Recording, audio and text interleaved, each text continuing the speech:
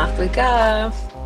Welcome, everybody from near and far, to National Sauna Week, our fifth annual ever National Sauna Week. Please, we invite you to chime in the chat. Where are you calling in from? Are you in Norway, like some of our speakers, or in Amsterdam, or in Finland, or somewhere in the United States?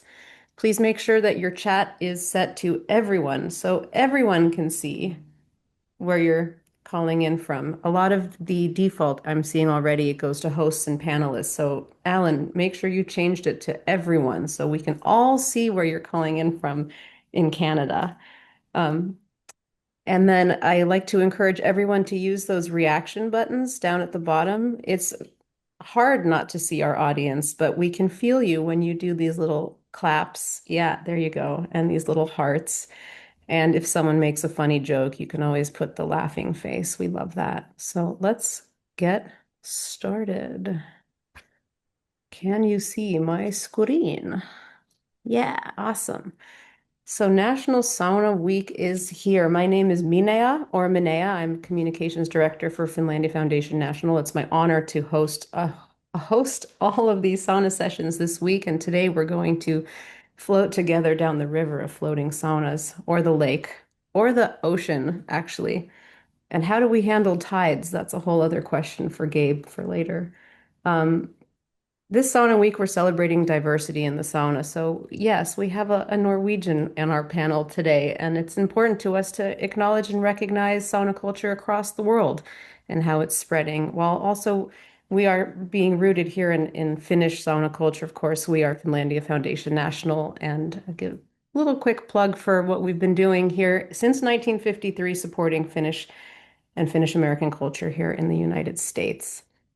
I wanted to thank also our amazing Sauna Week team. We have Megan here in the house today, but we also have Sara, who's been amazing on the website, nationalsaunaweek.com, uh, and Erika, who's been doing a lot of our social media. So it really takes a team and a community to do sauna work. Thanks for the heart. I see it. Um, We'll go quickly thank our sponsors. Finnair. Oh my gosh, we're going to fly someone to Finland, a lucky winner this week, to go to the World Sauna Forum hosted by Sauna from Finland. Yes. So if you haven't already entered to win, please enter to win a trip to the World Sauna Forum on Finnair. It is the world's most relaxing business event, and it was an amazing experience last year. I highly recommend all of you go to it if you haven't already. And then later we'll talk about what else is coming up this year, which is the International Sauna Congress, and Stig is the host of that, so he'll tell you all about it. Um, Thank you to our silver sponsors. We have Kariti, who does beautiful sauna lighting. Look at that. So pretty. Redwood Outdoors, based in Seattle. They've got your sauna products and sauna accessories. And Michigan Sauna, who's hosting a beautiful mobile sauna in Michigan. And if you stay tuned for the next session, Dan Saria of Michigan Sauna will be hosting a panel on mobile saunas. So floating and then mobile saunas. And if you're interested in how to insure your mobile sauna, that session's coming up also today because insurance is important. Safety is important in the sauna. And thank you, of course, to our Birch sponsors. Visit our website here if you're in North America. We have up to up to $700 discounts at all of these participating Birch sponsors. So pretty incredible. It's on the Sauna Dealers page on our website. Maybe Megan, you can plop that into the chat. And of course, we couldn't do it without our partners. So thank you to them as well. And if you stick around till the end, we're raffling off a little sauna bundle from Touch of Finland. And yes, this will be recorded. A disclaimer, so please respect the intellectual property of our speakers and note that the views don't necessarily reflect Finlandia Foundation. But anyway, we're here in the sauna together. It's one of the safest spaces to have all sorts of opinions and listen to one another and learn from one another. So I invite you to virtually step into the sauna together. And here we go. Rising tides inside the world of floating saunas. Stig, you in the house? I see you there.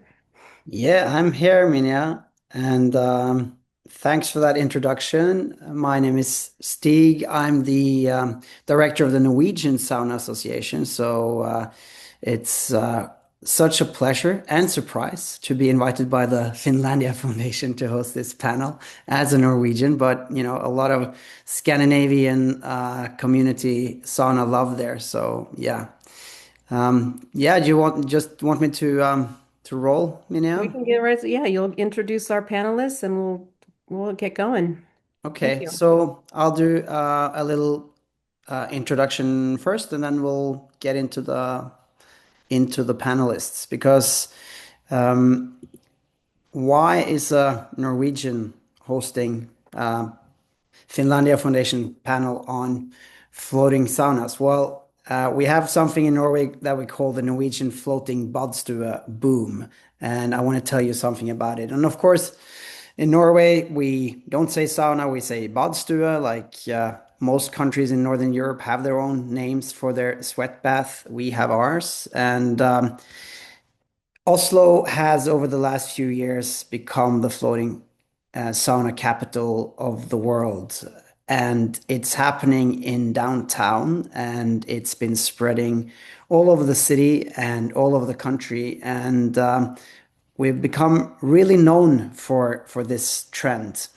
Um, and well, when did it start? I would say maybe with the Vikings. At least we know that the Vikings were taking Vadstua, the Viking kings, and it's probably also it's also very probable that the Vikings were the first Europeans to sweat bath on American soil. So of course, sweat bathing had been going on in the Americas for millennia when Leif Erikson set his feet on in Newfoundland around year 1000. But it's quite probable, and some archaeological evidence that they were doing badstua sauna in Newfoundland. But that's a long time ago, 1,000 years ago.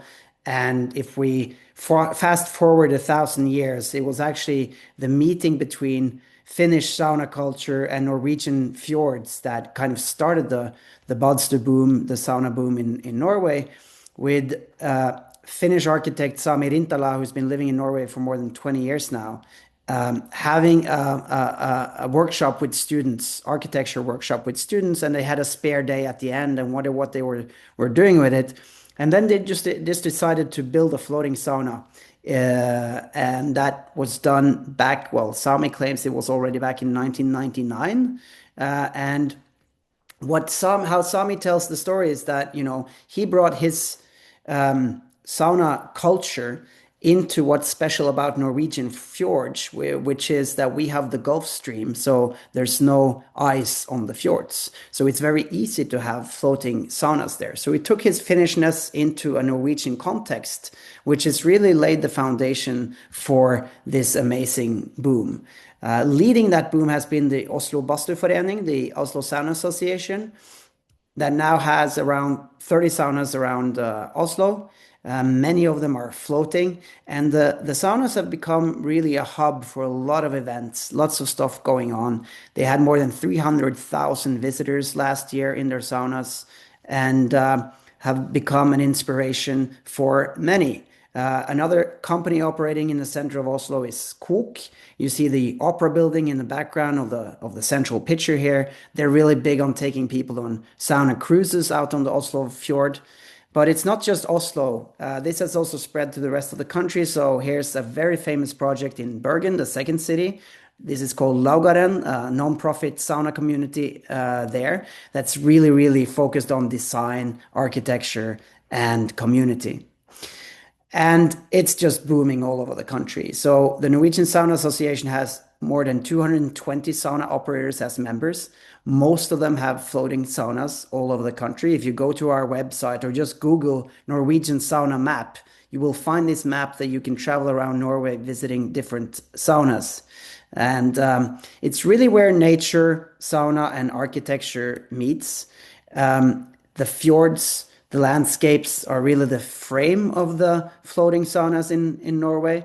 And people travel from all over the world to visit them.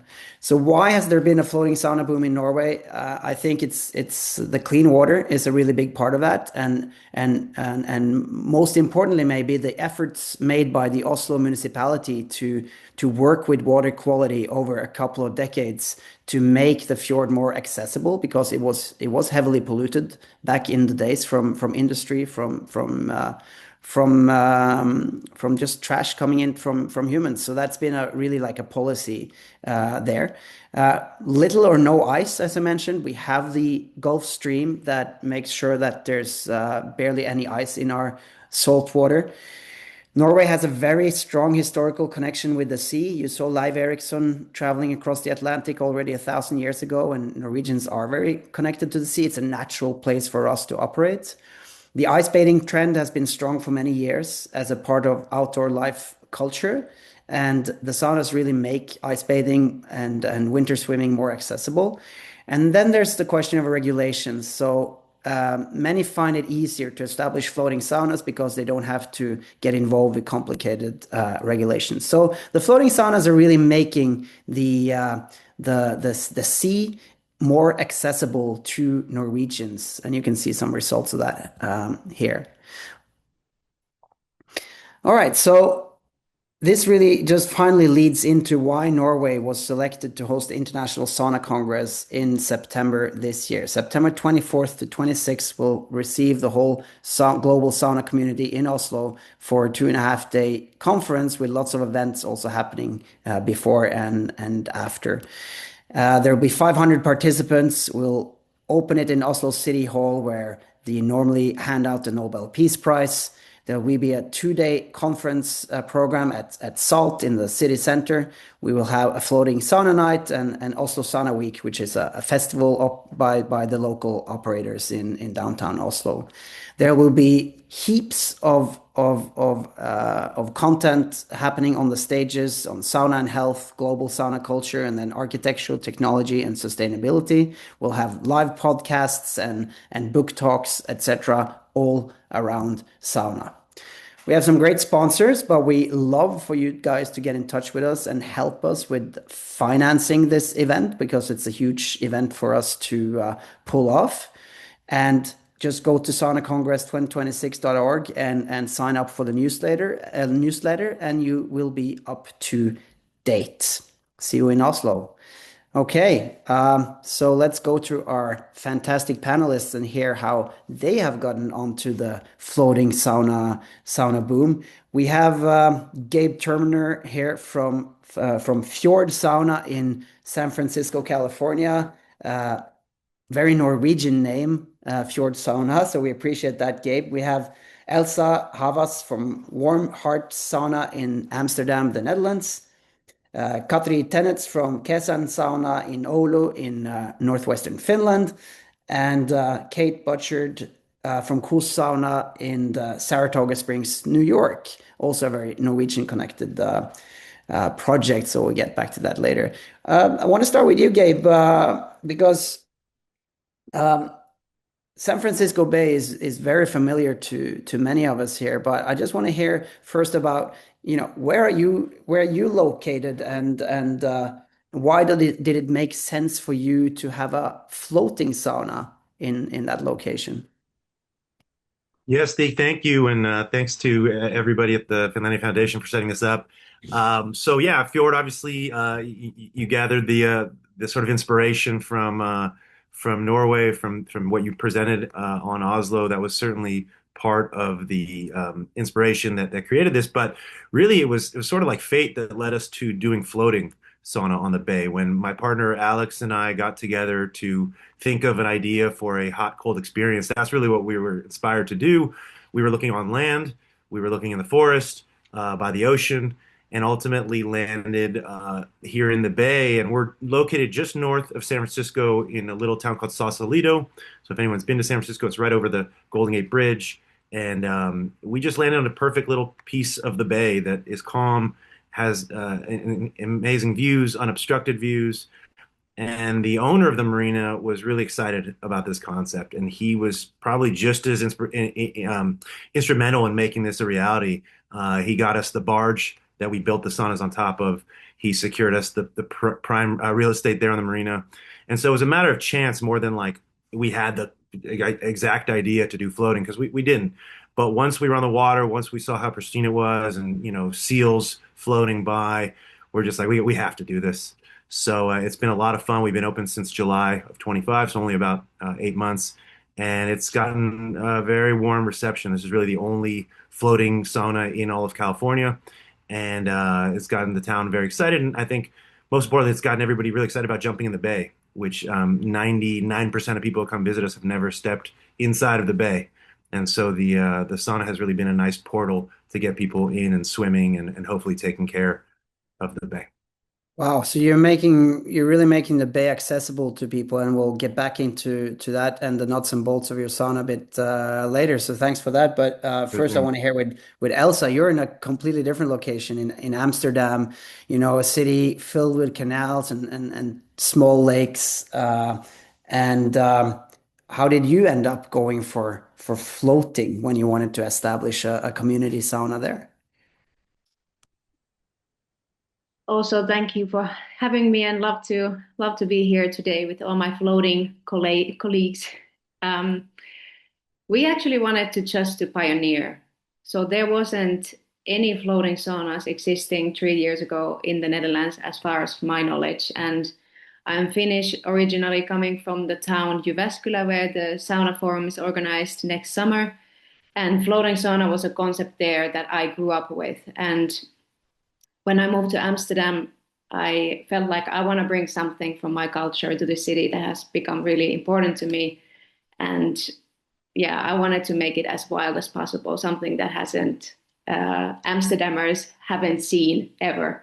So then became this idea of building the first floating sauna of Amsterdam and making it non-profit where everyone could access. So our sauna is free for anyone to use, but what we ask is people to do good deeds. So you can enter to our sauna after doing something good for another person or environment, writing a little story about it, and then six strangers every week meet in the sauna to talk about the social impact they want to see. So it became this literally warm heart, very heartwarming initiative, bringing Amsterdammers out of loneliness and social isolation. And sauna became a tool to make that all happen. So I'm really proud of what Warm Hearts has become. That's great, and I'm looking forward to dig deeper into that background of your sauna and how you operate it a bit later, Elsa. Thanks for that, and we'll move on to Katri. I mean, you're in Oulu, which in this year is the European Capital of Culture, and where you are part of running Kesan Sauna. And I don't know, maybe right away before you say something, we'll watch a tiny little video about it.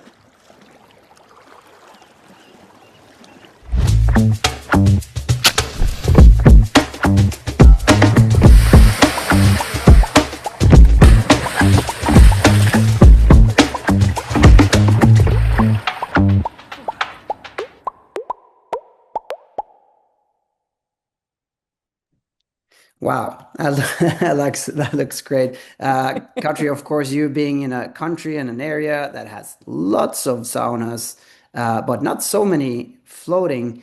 Why did you end up going for floating for Kesan sauna? Yeah, thank you. And I'm very happy to be in part of this panel. And Stig, Finland forgives you to be as the head of this panelist, so don't worry, we will cooperate further on, and let's do it Nordic way. Has been nice to meet you all here in a panel, and we've been having sauna with Stig already, so I hope we can all have a sauna one day somewhere in this world. But as you saw this little video clip, maybe I just tell you a little story about our background. A little bit about myself. I'm from the culture field. I've been working in a public field for City of Oulu. I've been developing children's culture and doing children's cultural development in a city and in a national international level, and also concept building. But I took 3 years off from my work, and I think I'm the world's only sauna producer at the moment. So maybe you'll find me, my colleagues also. But what I'm doing at the moment is we are the culture capital of Europe at the moment. This year, 2026, we are really celebrating Finnish and Northern culture. And I'm head of the sauna culture project here in Oulu. And in a June, we have a nice sauna festival. So please welcome if you have an opportunity to come to Oulu, come then. About the little story, background story about our floating sauna. Uh, we don't have public saunas so much in Finland. Of course, it's increasing lately. Like you mentioned, Jyväskylä, there is lots of more saunas, and also Tampere and Helsinki, they have a very nice public sauna culture at the moment. But Oulu, we don't have. Our association started to have a dream. We wanted to have a public sauna somewhere where we can jump into the river or to lakes. We have many lakes also, and this Oulu is city of Oulu is by the sea also. So we wanted to create a public sauna place open for everyone. Eventually, the idea turned into something unique, a floating kesän sauna. It's summer sauna in English. So the sauna was built 2014, originally meant for just one summer. But it became so loved that it has been floating there for 11 years. There is yearly 15,000 visitors around the world, and it's open only for 5 months because our river is iced every year more than floating. We can float there. So Katri, what does that mean then? That when you wanted to make a sauna for your community, why did you go for floating? Why did that make sense when you have that problem with ice? Um, I know. I wasn't working then, so I believe that there has been lots of different discussions, but they wanted to start with the small project. And for permits in Finland, it was more easier to get just for 1 year project. But Hmm. don't ask me about the permits now, so because I we are won't still ask you about the waiting for. permits, but it's a very relevant topic that we will get back I know. into later, and Yeah. it's an important reason why people establish floating saunas. But yeah, uh, because we need to move on to Kate here and hear some of her decision to make a public sauna as well. Yeah. Why, cool sauna, Kate? It's a very Norwegian project. Why did you decide to go for floating when you established a sauna in Saratoga Springs in upstate New York? Um, Hi, everybody. So good to see so many people from all over the world. And Stig, just saw you, was that yesterday? Actually at Kos, which was a lot of fun to have you. So I lived in Oslo for 7 years and had the great fortune of I've always been a heat bathing person. I've always been a water person. I grew up in New Jersey on the shore, so I grew up, swimming like a little fish from a very young age. So I've always been really connected to the water. And finally, when I lived in Norway, it was the first time that I really had a chance to develop an actual sauna bathing practice of going regularly 2, 3 times a week, regardless of the weather, middle of winter.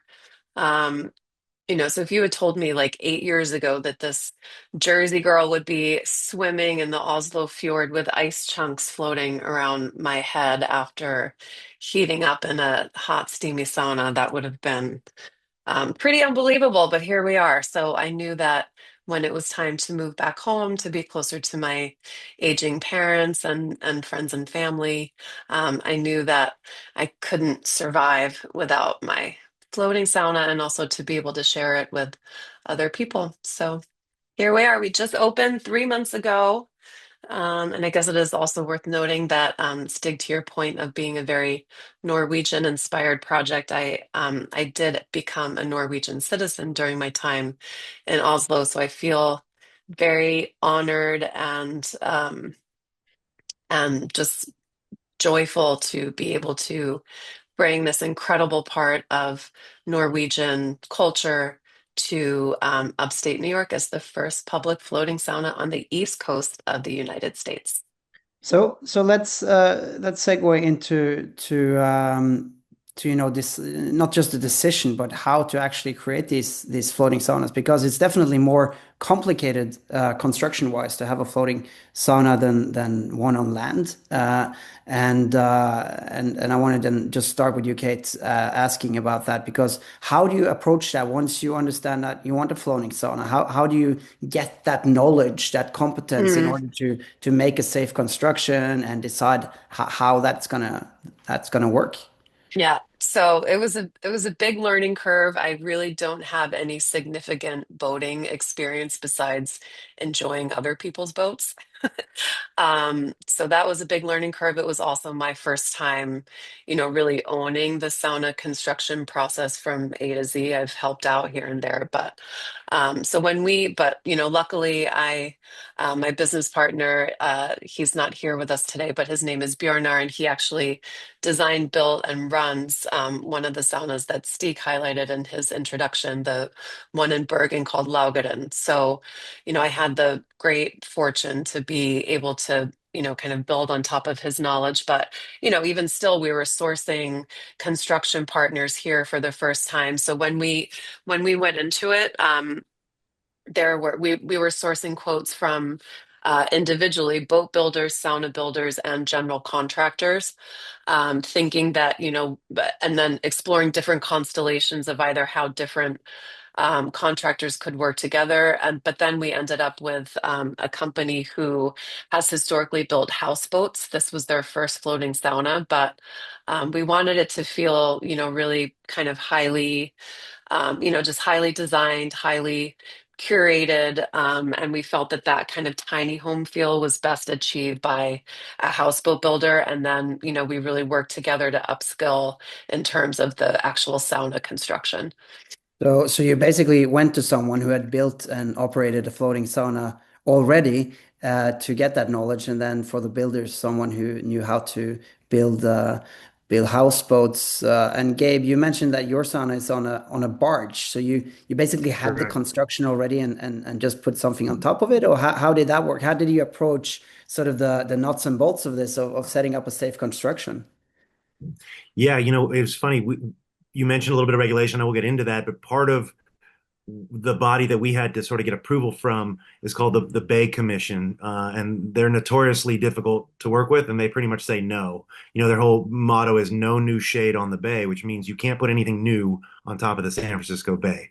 So we thought, well, let's use something that already exists and is already creating shade on the bay. And so we found across the bay, we found this barge that had been used as a wave attenuator. So it made it during a big sailing race called the America's Cup, right? So they had a race back in 2013, and they had used all these wave attenuators under the Golden Gate Bridge to sort of dampen the wake, and then they were scattered around the bay, and we found a couple of them, and so we towed it over to Sausalito, and that became our platform, and that was actually really useful because not only is it very durable, it's like a hunking piece of concrete, so we knew we could build on it successfully, but it also serves as a wave of tenure, so it would protect the marina behind us. So the marina owner was quite pleased to have us using this. So it kind of sort of had a dual purpose. So and then we had the platform, and we said, okay, well, what are we going to go with? And we worked with an architect who's a good friend of ours to sort of think about materials. We wanted to use a lot of local materials, everything kind of locally sourced. Renewable, like we wanted to reuse where possible. So we found a lot of wood, redwood that we could reuse. But ultimately, we decided to make the saunas themselves out of containers, shipping containers that we reused and repurposed. And so that was really the ethos behind the project. But our first build was really just what we call a prototype. We didn't know much, right? We didn't know anything about building this, and so we said, well, let's try. And we know we're going to fail on a couple things, and then hopefully in the future we'll improve. And so that's why we chose just to build one platform with two saunas. Now we're in the process of expanding, and we've made a lot of, improvements and lessons learned from that first build. Sounds like a very solid and also heavy construction that you have there, Gabe. But at It least is. it's durable and there's not a lot of movement in the foundation itself. I guess it's very stiff. But also what you have is very different. It's a very small construction built in a small pontoon. How did you approach sort of knowing what it took? How would it float? Like understanding what kind of materials to use for a floating sauna. Where did you get that knowledge from? I think my best tip would be for anyone who is thinking of building a floating sauna is to ask a lot of help. You don't have to be expert on everything, and I definitely was not. So I picked up a phone and I started calling people in Finland, of course, people who I knew that had built floating saunas, what were the materials that they were using. Also, in terms of like regulation, there was no permit in the Netherlands because they didn't know what floating sauna is. So I needed to ask so much help from Finland, from the people who have done it already. Don't try to create a wheel again when it's already been done. So I did the same as Kate. We actually worked with the two providers to build our sauna. One is Provlot in the Netherlands that builds um, a lightweight foam pontoons that are used in construction and houseboats, and it's almost impossible to sink. And then it's covered with a plastic coating. It's been incredible. It's like a catamaran type of thing. It's not high at all, so it's like I don't know, maybe 30 centimeters um, thick. So it doesn't like it's incredibly stable, and I love it. Sometimes when you go to a floating sauna and you feel like you're in a boat, and it's not a nice feeling. So I would say look for people who are building something on water, call with them, ask them to think along with you. And then we had a partner, Horizon Cabins, who built and actually sponsored us the cabin. So then we brought these two uh, providers together and we started making the plan. So ask for help, short Yeah, answer. exactly. And Katri, I mean, you said that you move your sauna when winter comes and the ice is building up.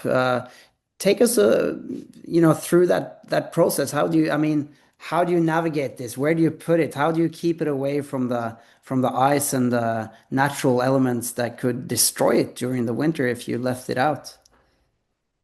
Yeah, we have to lift it up and truck comes and take it to the storage. But actually, it's our secret sauna place for our Mhm. association. It's not public sauna during the winter time. We have a Mm. sauna every Sunday there for our volunteers. And from the very beginning, this has been community based and it has been run and organized. And there was an architect who was a volunteer, actually three architects. And like somebody told that in the beginning, this was also the kind of the prototype, and it has been changing a lot. And what is very unique, we wanted to have a hand-pulled ferry to our sauna. It's not a boat sauna. It doesn't move in the river. So actually, the sauna experiment it starts before when you get into the ferry. But unfortunately, our sauna is very well known for its queues. So we have been already creating this kind of the sauna experiment which starts from the queue. So it's a place you sit down on the benches and you wait for your turn. There's no time limit in a Finnish sauna culture. So we are not asking customers spare like 1 hour or something in our sauna. Of course, when there is a queue, we might say something nicely like, look, that there is a queue, maybe you can go and have It's a very yeah, thing to say, Katri, that unfortunately our sauna is very popular. it is.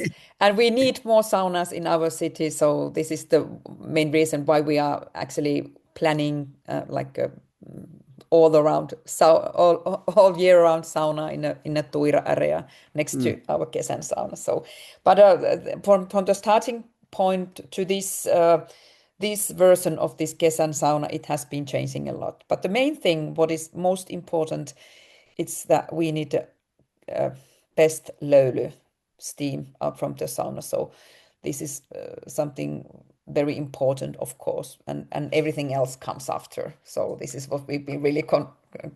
concentrating, and every year we uh, there's so many sauna hours in our Kesän sauna. We really need to repair some parts and yeah, changing. We have a two QS and we are changing those during the summer. So it's And they're development work all the time.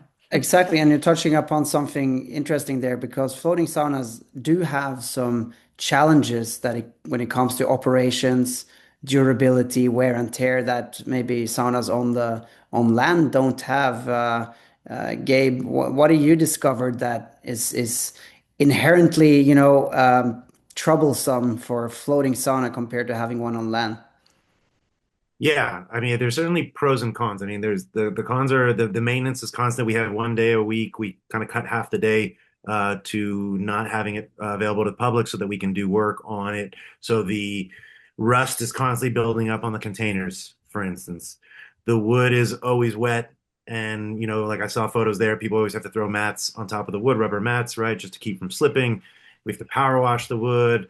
There's issues with the door at some points because salt water will get in there. So being on top of a body of salt water is also just added complications. So yeah, there's certainly added maintenance, but I'd argue, I talk to a lot of operators who own on land sauna and cold plunge facilities, and those always have problems as well. And there's health department concerns with cold plunges. So I think anything you find, you're going to find pros and cons, but fortunately, we haven't been dissuaded yet by the challenges of a floating sauna, and we want to build Because more. you're the only one here who struggles with the same thing that many Norwegians struggle with, which is salt. And people, Mm. there are of course some stupid people that pour salt water on the stove, but even without that happening, there's always salt in the air.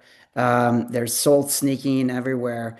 Can you see that on your stoves? I mean, how do you manage that problem? Well, we don't call them stupid people. We call them uneducated people because they just don't have the experience here. And so we knew that right away that we would have to educate, right? And it's a cultural thing. We just don't have the culture of sauna that you guys do there. And so there's a lot of signage, and there's a lot of explaining. And so it says, you use fresh water for the stove and shower when you get out of the salt water. That's really important. So we built showers just outside of the door from the sauna with warm water, so it's quite inviting. So yeah, these were part of the kind of design thinking of like how do we get people to treat this better and be more educated, and then have our saunas last longer, ideally. What's your expectation? No, sorry, experience so far, Kate? You've had your sauna floating and operating for about 3 months now. What challenges does a floating sauna come with? I would say one of the biggest challenges that of course, hindsight is more 2020 than previously, but our spot has the potential to be quite windy. So when we first moved into our spot in October, some of the wind we weren't properly moored in the stern of the boat, and so we actually blew. It's like the first few days there, beginner's luck or unluck or whatever it is. But yeah, we blew into the side of the dock. So I got on the phone the next morning to the handyman of the lake who helped me sink a mooring pole immediately that morning. So I think just securing the boat properly. I've talked to a lot of other floating sauna operators in Seattle and Zoe from Kiln in Chicago, and that's a constant battle as well, especially if you're in a windy spot. So anyone out there who's thinking of starting a floating sauna, please look at the wind forecasts and patterns and history, and you can save yourself a lot of time and money and pain if you anticipate that a bit more than we did. Hmm. What do you experience, Elsa? How the elements are challenging, particularly a floating sauna compared to one on land? I definitely agree with the wind. I've also had so many nights when I wake up and Hmm. I see that there is a crazy storm and I'm like, oh my God, how is my baby doing? And Yes. it was one of the first weeks, New Year's Eve. We had just opened a month ago, and there was this crazy storm. And I get up on the 1st of January, and it's like banging onto to the ground. We didn't really know how to dock it properly. Luckily, nothing happened, but that's really the nature is the biggest gift with the floating Mm. sauna, but it's the biggest challenge as well. So. Um, and also the water quality. We are lucky that it doesn't the lake doesn't froze, but when it's summer, it gets really hot in here as well in the city and the canals. We are on a lake, but it also gets the blue algae. So yeah, that's one of Which the is poisonous, can be poisonous for people, so you have to be aware, right? Yeah, exactly. So last summer, for example, we didn't operate at all. So this summer we need to um, monitor, is it possible for us to stay open and how are we going to do that? And it's like what Gabe was saying about we have we have guests from all over the world and not everyone is people are here for the first time, so they don't know that you cannot put lake water on the stones, for example, in the stove. So all of these things require so much education. Imagine someone putting like algae water on the stoves and create this kind of toxic löyly, which is not a great idea. So you need to be very careful and think so many levels back on how does someone who has never been to the sauna think? And yeah, this And is especially since you are operating as a volunteer community sauna, you have lots of, a lot of different people operating it. I understand also your sauna is free to use for everyone, and so it draws a lot of different people. I guess how do you educate your volunteers and make sure that everyone knows how to solve problems that are related to having a floating construction like this? um, we have a skipper training.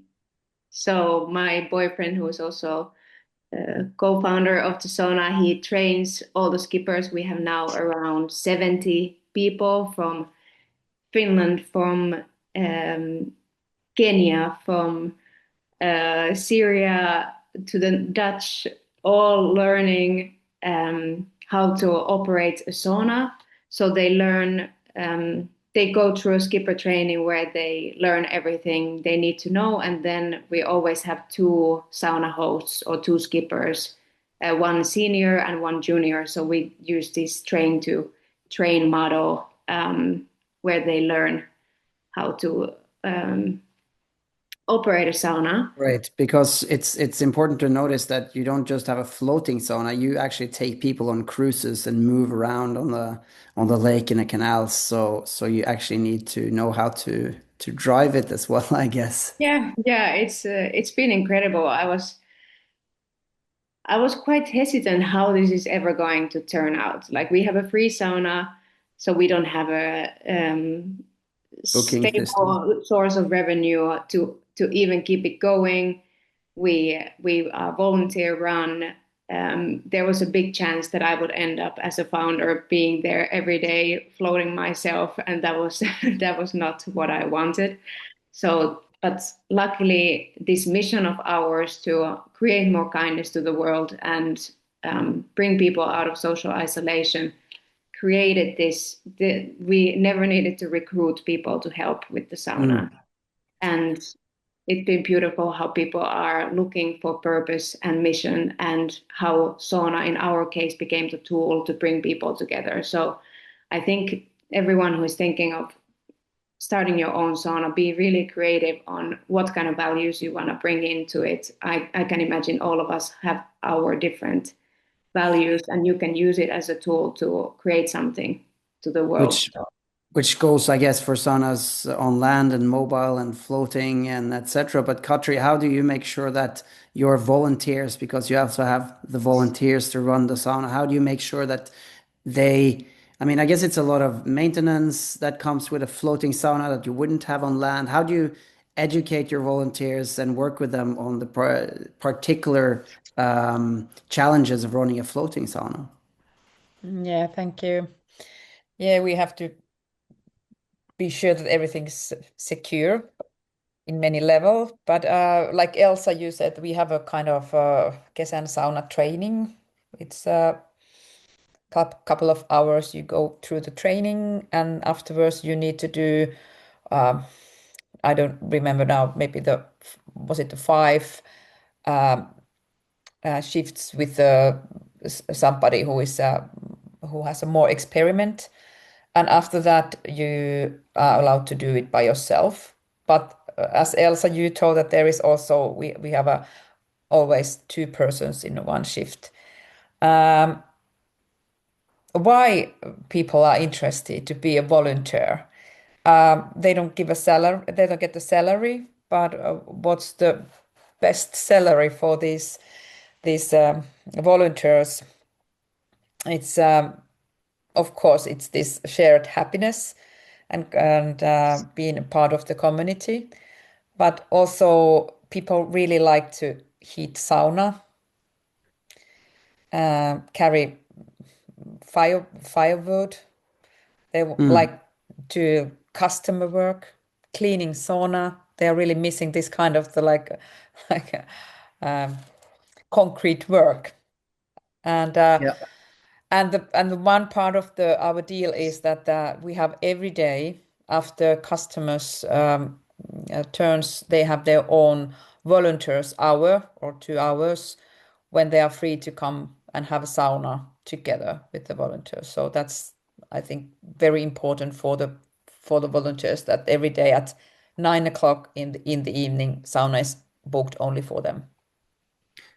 So, there are some challenges that everyone has with the floating construction, but Gabe, you're the only one who have to battle with currents and tides. How's that? So far so good. We just actually had a situation in January. We had our king tides, which is a couple times a year where the tides are really high and then really low.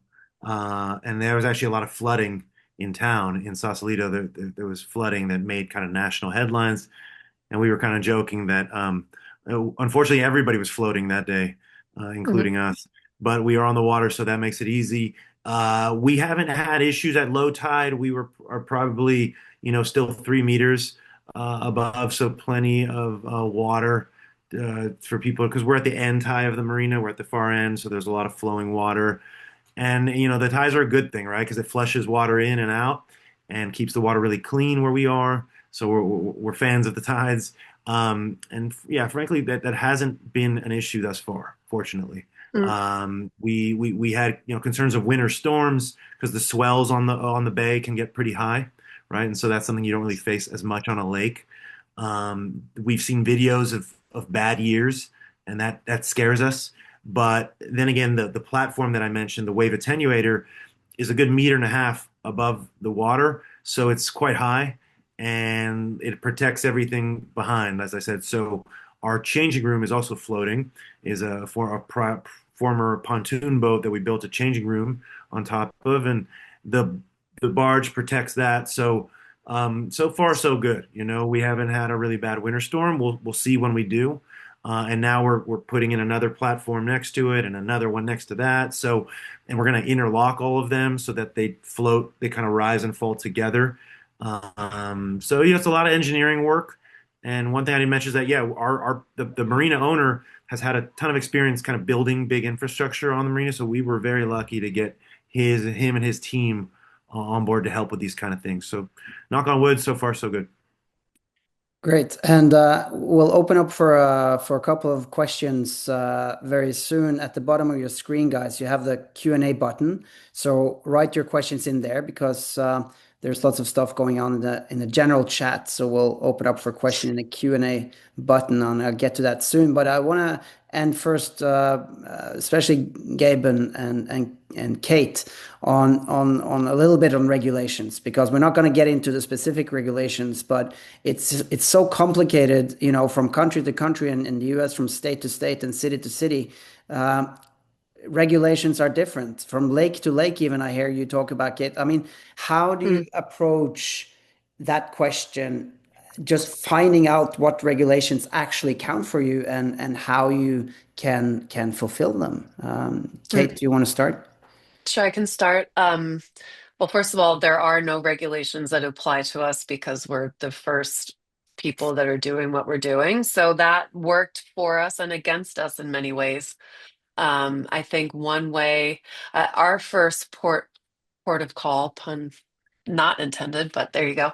Our first, real place to stop was the New York Department of Environmental Conservation because we knew that we wanted to do something in upstate New York. And even, before we had definitively landed on Saratoga Lake, we started talking to the state pretty early. And through those conversations, it became very clear that they were not going to issue a permit for a sauna on a floating platform because they deemed it to be a non-water dependent structure, even though we showed them the photos of the intended use and people jumping into the water right there and how that was unique to this concept. But they weren't having it. So, that was when we started to explore the going down the boat route because obviously a boat is a water dependent structure. So that was a big breakthrough pretty early on. So we knew pretty early on that we would need to be building a boat.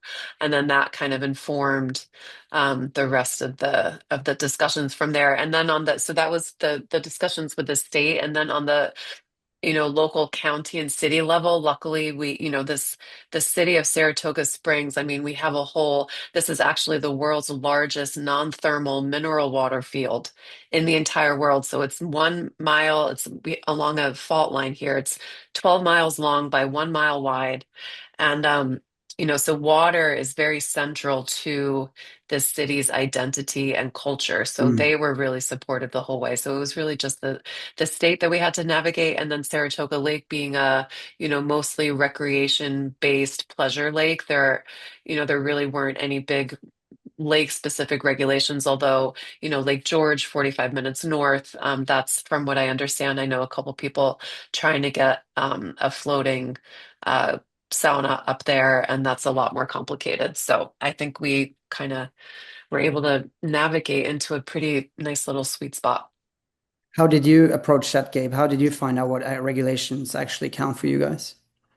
Yeah, I mean, similar to Kate, we were one of one, so there was nothing prior that folks had to figure out how to regulate us. And we started with this Bay Commission, and they kind of put us through the ringer as far as, 8 different agencies, federal agencies, we had to go through and apply.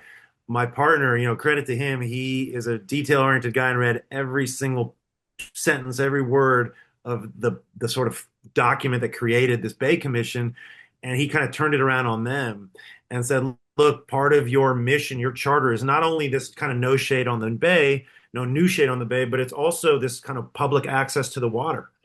And so we said, look, you guys want to bring more people into the water, and they agreed. And we said, well, currently this is a marina for private boats. So you have like an owner of a boat and their friends are accessing this waterfront.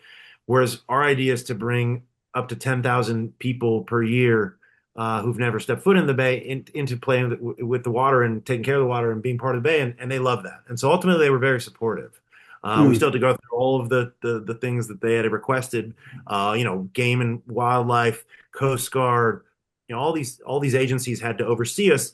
And for certain ones, we were better off being a vessel, like Kay was saying, being a boat. It would have been easier, and others we would have been better. So we kind of played different roles for different agencies, but ultimately all came around. and agreed. And the town of Sausalito has been, very supportive from the beginning, and they've all now are very excited for our expansion, and they're making it a lot easier for us to Which expand, which which is is which is I think also a general experience that once the authorities or local authorities see how popular it becomes and how well it functions, they just become so supportive. But sometimes you need to get over that first So edge. what's funny, Stig, is to that point, we looked at what happened in Oslo, right, with the Badstu, Yeah. the Sauna village, as we call it. Like that was something we brought to town as an example from day one, and we knew the story there, right? Of historically, that was kind of a renegade project that was sort of like banned by the city, and they had to keep moving it until the city finally acquiesced and said, "Okay, fine, here you go, do it." And now it's the poster child of tourism for Oslo. And so we pointed to that to Sausalito and said, "Hey guys, like you want to do Hmm. this, trust me." And they're loving it because a bunch of people are now coming up to Sausalito for this experience. Exactly. Nils here was just asking about bubblers or other ways to keep the ice away. And I know that Kate, you're located in a marina, in a spot in the marina where there's bubblers during the winter. Um, and then there's just a question on wastewater. So let's have a quick round on that. Like, how do you handle like wastewater from showers, or do you have toilets on board, or how does that work, Elsa? Can I quickly add on the regulations? Yeah. Because I think this is overall wherever you are in the world, if you are interested in pioneering something that doesn't exist, to use the examples from other countries, but also for us in Amsterdam, Amsterdam city doesn't want tourists anymore. So that was the biggest, they were like, we don't want you to create anything that is going to create even more tourism to our Hmm. city. So you need to really think of what does your city and your surroundings need, and how can you show that this is a good thing for your neighborhood. Think very Yeah. locally, but also think of showing these examples from other cities and make a lot of friends in the municipality and local governments because you're going to need their help. Invite them for coffee and figure out who is a sauna person and then use that Hmm. person to help you. That's a good suggestion. Just finally on the wastewater though, if there's, I know, Kate, you don't have a shower or anything, you don't have toilets, No, so we don't I'm have just any. gonna We get don't have. to I'm just gonna get to if there's anyone like who actually has that can answer how you treat that, because we only have like a minute left. So, Gabe. Quickly, we have showers, but the part of the regulation was saying no soap, even kind of biodynamic, like friendly soap. We just said no soap whatsoever. So really, our wastewater is just water, call it, and sweat. So they kind of permitted that to be discharged into the bay. Hmm. So if no one else has showers, I don't Yeah, know, Katrin, maybe you don't. just shortly, City of Oulu give us a portable toilet to the beach side of that, and we also have a wood fire hot water tank with a pump, and there is the shower. But we are not using any shampoos or like products are like this, so it's not like a real shower. So Thank you guys so much for this, all this input. I think it's become clear to everyone that running in a floating sauna is different from running one on land, and there are pros and cons, and there's so much to learn, and you have to feel your way there. But I guess you guys are happy to receive queries from people now wondering how you managed to do this. So get in touch with each one of them if you'd like. Thank you so much for contributing to this discussion. I'm just gonna hand it back to Minia. Thank you.